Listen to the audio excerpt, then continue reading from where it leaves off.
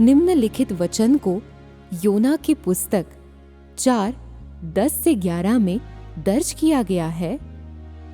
तब यहोवा ने कहा, जिस रेंट के पेड़ के लिए तूने कुछ परिश्रम नहीं किया, न उसको बढ़ाया, जो एक ही रात में हुआ और एक ही रात में नष्ट भी हुआ, उस पर तूने तरस खाई है। फिर ये बड़ा नगर नीनवे, जिसमें 1,20,000 से अधिक मनुष्य है, जो अपने दाहिने बाएं हाथों का भेद नहीं पहचानते, और बहुत से घरेलू पशु भी उसमें रहते हैं, तो क्या मैं उस पर तरस न खाऊं? ये यहोवा परमेश्वर के वास्तविक वचन है। उनके और योना के बीच का वार्तालाप। यद्यपि ये संवाद एक संक्षिप्त वार्तालाप है, ये मनुष्य के निमित्त सृष्टिकर्ता की चिंता और उसे त्यागने की उनकी अनिच्छा से लबालब भरा हुआ है।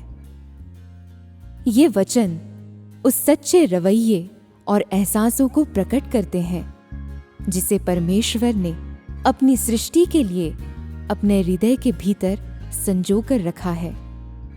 और इन स्पष्ट वचनों से जिस प्रकार के वचन मनुष्य के द्वारा कभी कभार ही सुने जाते हैं, परमेश्वर मानवता के लिए अपने सच्चे इरादों को बताता है।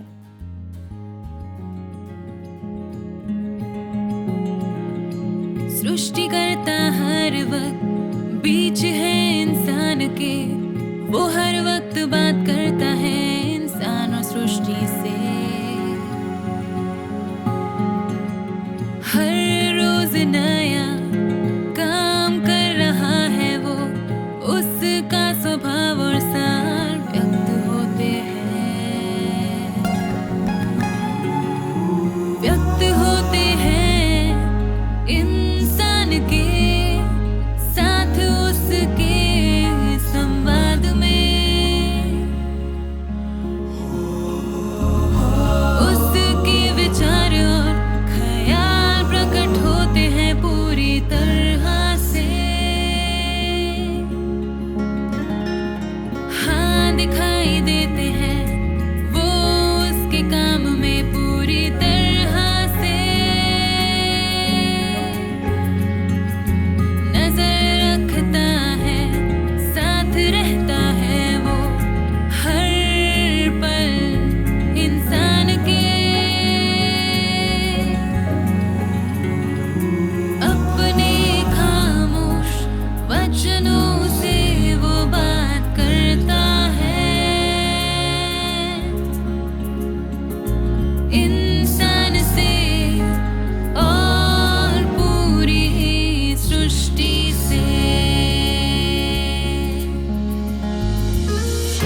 स्वर्ग में है परमेश्वर अपनी सृष्टि के बीच, इंतजार करता और नजर रखता है वो, साथ तुम्हारे है वो, हाथ स्नेही है उसके और सशक्त है, हल्के हैं उसके कदम, मनोहारी और कोमल है उसकी आवाज।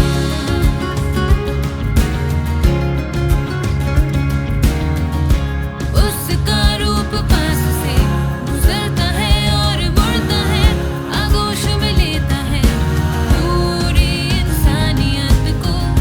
सुंदर और सौम्य है उसका चेहरा, उसने न कभी छोड़ा है, ओझल कभी न हुआ है, दिन रात साथ है इंसान के वो, सतत साथी है इंसान का वो।